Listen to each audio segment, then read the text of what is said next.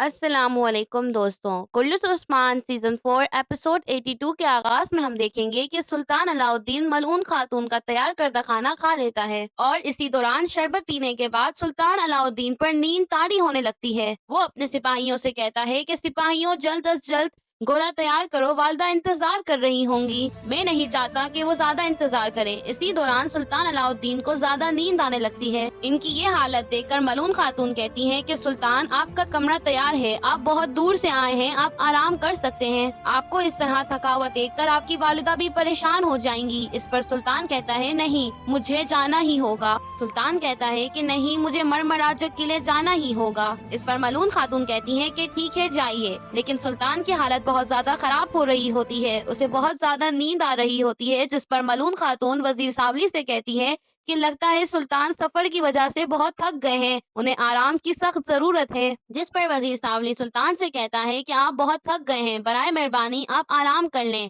और इस तरह वजीर सावली सुल्तान को उनके कमरे की तरफ ले जा रहे होते हैं। जिस पर मलून खातून कहती हैं कि अच्छे से आराम कीजिएगा सुल्तान मोहतरम। इसी के साथ हम किलाए मरमराजक का मंजर देखते हैं, जहां पर बाला खातून और शेख अदब अली को फांसी पर चढ़ाया जा रहा होता है और उनके गर्दन पर फांसी के फंदे लगा दिए जाते हैं। और ये मंजर तमाम सरदारान और लोग देख रहे होते हैं, लेकिन कोई कुछ नहीं कर रहा होता है। लेकिन यहाँ पर औकतम बेग शेख अदब अली को देखकर काफी ज्यादा अफसरदा हो रहे होते हैं और कहते हैं कि शेख मोहतरम, आपके साथ ऐसा नहीं होना चाहिए था। बेंगी खातून, हमारी पेशानी से ये काला धब्बा कभी नहीं हटेगा कि हमारे ही किले में इन्हें फांसी दी गई है। इस पर औकतम बेग शेख अदब अली और बाला खातून को बचाने के लिए आगे बढ़ ही रहे होते हैं कि बेंगी खातून औकतम बेग को रोक लेती हैं और कहती हैं कि लोहा लोहे को काटता है जनाब। इस पर औकतम बेग कहते हैं कि ये कटने वाला लोहा नहीं है खातून, ये शेख अदब अली हैं। अगर इन्हें कुछ हुआ तो तमाम तुर्क कमान उठ खड़े होंगे और हमारे ही खिलाफ चले जाएंगे। इस पर बेंगी खातून कहती हैं कि अंदर अंदर यही घूम रहा है कि उस्मान आएगा और इन्हें बचा लेगा, है ना जनाब? मेरा दिल कह रहा है कि ऐसा ही होगा। इस पर औकतम बेग कहते हैं कि उस्मान साहब के पास हथियार डालने के अलावा कोई और चारा भी नहीं है। इसी दौरान हम देखते हैं कि बाला खातून की गर्दन पर फांसी का फंदा डाला जा रहा होता है, तो बाला खातून और शेख अदब अली दोनों ही कलमाए शहादत पढ़ रहे होते हैं। इसी के दौरान हम देखते हैं कि एक सरजोकी सिपाही मुंह पर मास्क लगाए वहां पर पहुंचता है और बाला खातून और शेख अदब अली की जानिब देखता है। उसी के दौरान हम बाहर का मंजर देखते हैं, जहां पर उस्मान बे सुल्तान मसूद को अपने साथ लेकर तमाम सिपाहियों के साथ खड़े थे और उसी वक्त बुरहान उनसे पूछता है कि जनाब, क्या हमारे पास ये ही वाहिद हल है? इस पर उस्मान बे कहते हैं कि तुम्हारा मतलब है कि रास्ता मुश्किल है। इस पर बुरहान कहता है नहीं। इसके बाद जर कुताई कहते हैं कि हम भी आते हैं आपके साथ जनाब। जिस पर उस्मान कहते हैं कि नहीं, सिर्फ मैं और सुल्तान मसूद ही अंदर जाएंगे, इसके अलावा कोई भी वहाँ पर नहीं आएगा। बाज जंगें अकेले ही लड़ी जाती हैं। जिस पर बुरहान कहता है कि ये मकसद हम सबका ही है, तो हम आपको अकेला अंदर क्यों जाने दें? हम आपको अकेला नहीं छोड़ना चाहते, हम भी आपके साथ लड़ना चाहते हैं।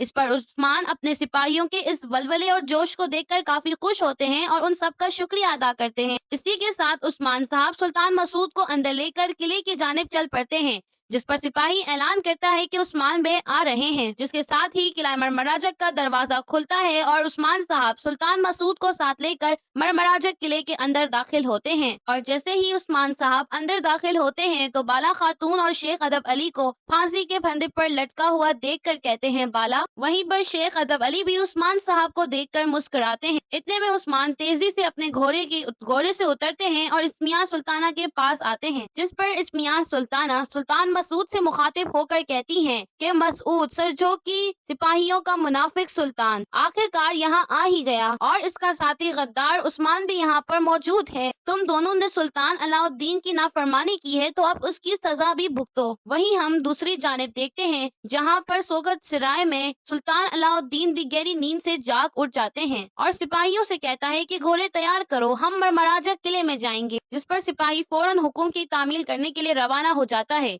यहीं पर हम वापस किला मरमराजक का मंजर देखते हैं, जहां पर उस्मान साहब इस्मिया सुल्ताना से कहते हैं कि आप सुल्तान मसूद को यहाँ पर देखना चाहती थी, तो अब सुल्तान मसूद आ गए हैं, अब बाला और शेख अदब अली को तुम छोड़ दो। ये सब कुछ सुनकर सुल्ताना उस्मान साहब को देखकर मुस्कुरा रही होती हैं। तो इस पर उस्मान कहते हैं कि लो, अब मैं आ गया हूँ। लेकिन इस्मिया सुल्ताना उस्मान साहब की कोई भी बात का जवाब नहीं दे रही होती और सिपाहियों को हुक्म देती हैं कि शेख अदब अली और बाला खातून को फांसी पर लटका दो। और उस्मान साहब कहते हैं कि क्या यहाँ पर बाला खातून और शेख अदब अली को लटकते देखकर उस्मान साहब काफी अफसरदा हो जाते हैं और सुल्तान मसूद भी शेख मोहतरम को पुकार कर आगे बढ़ने लगते हैं। ये देखकर उस्मान साहब फौरी तौर पर हरकत पर आते हैं और अपने पास छुपा हुआ खंजर निकाल कर सिपाहियों पर मार देते हैं, जिसके बाद आग तैमूर और उसके साथ सिपाही भी फौरी तौर पर हरकत पर आते हैं और तीर अंदाजों पर हमला आवर होते हैं। वहीं पर उस्मान साहब अपने पास आने वाले तमाम सरजोकी सिपाहियों को मार देते हैं और फौरी तौर से शेख अदब अली और बाला खातून के पास जा उनकी गर्दनों पर लिपटे हुए फंदों को काट देते हैं, जिस पर वो दोनों जमीन पर जा गिरते हैं। ये देखकर इस्मिया सुल्ताना हक्का बक्का रह जाती हैं और कोई भी हरकत करने के काबिल नहीं रहता। ये देखकर सरजोकी सिपाही उस्मान साहब पर तीर चलाता है तो जवाबन आग तैमूर भी उस पर तीर चलाकर उसे वहीं खत्म कर देते हैं और यहीं पर उस्मान साहब और उनके बाकी सिपाही शेख अदब अली और बाला खातून के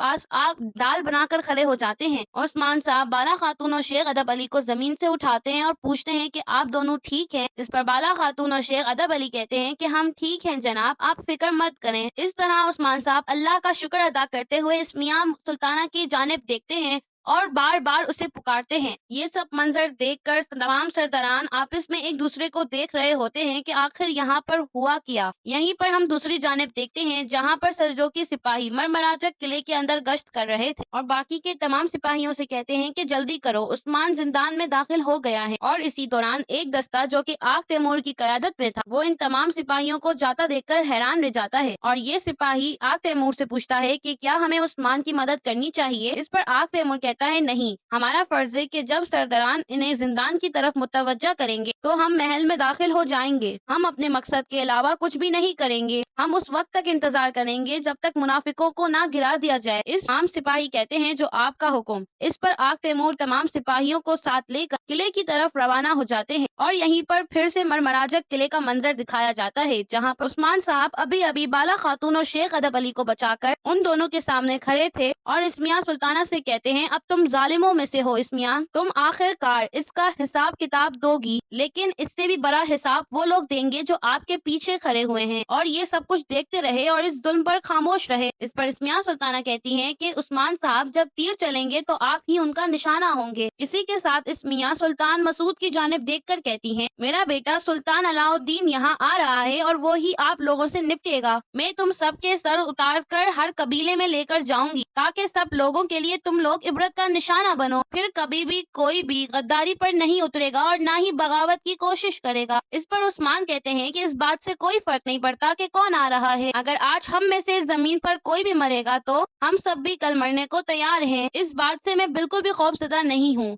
ये सब कुछ सुनकर इस्मिया सुल्ताना के मुंह में कोई भी जवाब बाकी नहीं रहता और फिर उस्मान साहब इस्मिया सुल्ताना से कहते हैं कि ये फैसला तो आपका है कि आखिर करना क्या है। इस पर इस्मिया कहती है कि तुम में से आज कोई भी इस किले से जिंदा नहीं निकलेगा और तुम सब लोग मारे जाओगे क्योंकि मैं सबसे ज्यादा ताकतवर हूँ। इसी के साथ सुल्ताना ओलोफ को पुकारती हैं और वो किले के अंदर से अपने सिपाहियों के साथ बरामद होता है। ये देखकर औतम बेग और बेंगी खातून हैरानो परेशान रह जाते हैं। कुछ ही देर के बाद ओलोफ इस्मिया सुल्ताना के जहन में आ खड़ा होता है और फिर इस्मिया सुल्ताना उस्मान साहब की जानिब देखकर तंजिया अंदाज से मुस्कुरा रही होती हैं कि अब मेरे पास ओलोफ भी है और भी काफी ज्यादा लोग हैं और अब मैं बहुत ज्यादा ताकतवर हूँ। इस पर उस्मान कहते हैं तुम अब तक यहाँ पर मौजूद हो ओलोफ? इस पर ओलोफ कहता है कि मैं अब भी यहाँ पर मौजूद हूँ, मैं तुम्हें मारने के लिए यहाँ पर मौजूद हूँ। इस पर उस्मान कहता है कि ठीक है आ जाओ। जो पहले तीर चलाते हैं वो तीर खाने की जुर्रत भी रखते हैं, जिनका तीर पहले हदफ तक पहुँचता है वही हम हैं। हम पर तीर चलाओ अगर हिम्मत है तो। लेकिन तुम्हारा क्या होगा इस्मिया? अगर तुम मुझे अपने प्यारों के साथ यहाँ से जिंदा निकलने नहीं देती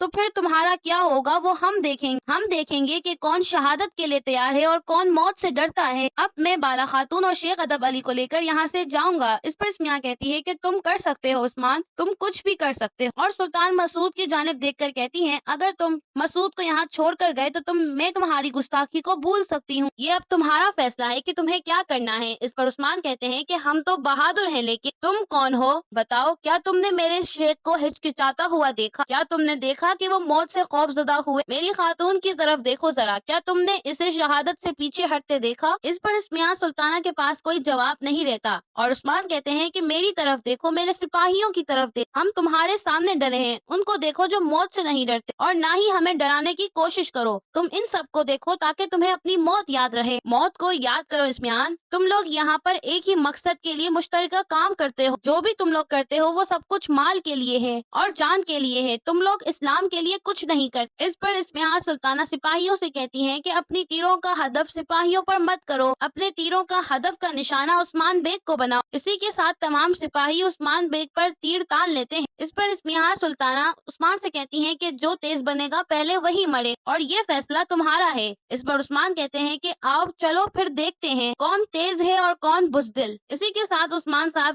سینہ تان کر تمام سپاہیوں کے سامنے کھڑے ہو جاتے ہیں اور یہ دیکھ کر اسمیہ کہتی ہے کہ مجھے اپنے پرانے دشمنوں جیسا مت سمجھو عثمان، میں تمہارے پرانے دشمنوں جیسی بالکل نہیں ہوں، تم نے مجھ جیسا آج تک کوئی بھی نہیں دیکھا۔ اس پر عثمان بے کہتے ہیں نہیں دیکھا، چلو آؤ ذرا اور مار دو۔ اس پر ایک سپاہی اعلان کرتا ہے کہ سلطان علاء الدین آ رہے ہیں۔ اسی کے ساتھ ہی سلطانہ دروازہ کھولنے کا حکم دیتی ہے۔ اسی کے ساتھ کچھ دیر بعد ہی سلطان علاء الدین، وزیر سامری اور کچھ فوجی قلعے کے اندر داخل ہوتے ہیں۔ وہیں پر اسمیہ سلطانہ عثمان سے کہتی ہے کہ تم نے دیکھا نا، یہ سب قسمت کا کھیل ہے، دیکھو یہ تمہاری موت کا فرمان ہے جو یہاں پر آیا ہے۔ اسی کے بعد کچھ دیر بعد سپاہی اعلان کرتا ہے شہنشاہ کے نائب کانتا کوزینس تشریف لا رہے ہیں اور پھر کانتا کوزینس بھی اپنے سپاہیوں کے امرا قلعہ مرمراجک کے اندر داخل ہوتے ہیں۔ عثمان صاحب یہ تمام نظارہ دیکھ کر خاموشی سے کھڑے ہوتے ہیں اور سمجھ جاتے ہیں کہ یہ تمام دشمن اکٹھا ہو کر مجھ سے لڑنے کے لیے یہاں جمع ہوئے ہیں۔ دوسری طرف ہم دیکھتے ہیں کہ سلطان علاء الدین اپنے گھوڑے سے اتر سلطانہ کی جانب آتا ہے اور اپنے آس پاس کے منظر کو دیکھنے لگتا ہے کہ آخر یہاں پر کیا ہو رہا ہے اور تمام معاملہ دیکھ کر عثمان صاحب سے بات کرنے کی کوشش کرتا ہے۔ اس پر اسمیہ کہتی ہے کہ اب کیا کرو گے عثمان بیگ، تمہارا اب کیا ہوگا؟ اور یہیں پر اس ایپیسوڈ کا اختتام ہوتا ہے۔ آج کی ویڈیو کے لیے اتنا۔ اگر آپ کو ہماری ویڈیو اچھی لگتی ہے تو چینل کو سبسکرائب کریں اور شیئر کریں۔ اللہ حافظ۔